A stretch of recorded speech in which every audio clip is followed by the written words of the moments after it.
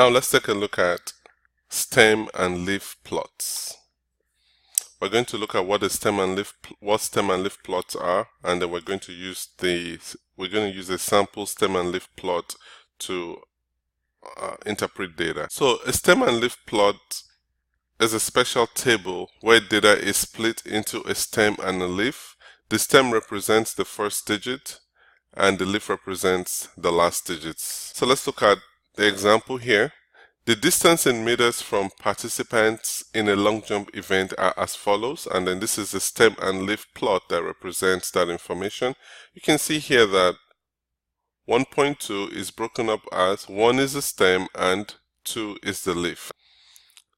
If you look at all the other numbers, you can see 1.3 is 1 as the stem and 3 is the leaf. Then let's go to 2.7, you have 2 as the stem and then you have the leaves here, and so on and so forth. So this stem and leaf table is created from the data represented up here. So what is the mode distance jumped?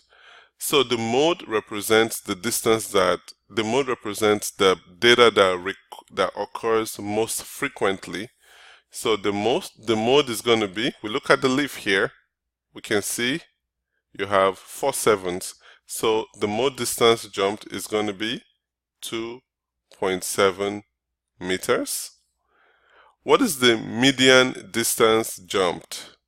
So we have how many jumpers? So we count the number of leaves: 1, 2, 3, 4, 5, 6, 7, 8, 9, 10, 11, 12. So the median distance is going to be, so we have 12 jumpers, 12 distances that have been recorded. So what we're going to do here is we're going to have the median is going to be in the 6th and 7th position. So let's look through 1, 2, 3, 4, 5, 6. So 2.7 is going to be the 6th position, 2.7 meters, and 3.4 is the 7th position. And because we have an even distribution, we're going to divide this by 2, and this is going to give us 6.1 divided by 2, and this is going to be about 3.05 meters, and we can approximate that to about 3.1 meters. So for this distribution, the median distance jumped is 3.1 meters. What was the distance from the winning jump? So what stem has the greatest value? So we have a 5.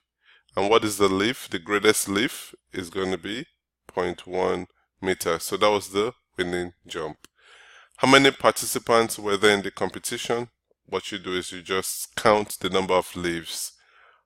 So we have about 12 participants. So when you have this, you have an approach using the stem and leaf plot to answer questions about the data that has been represented.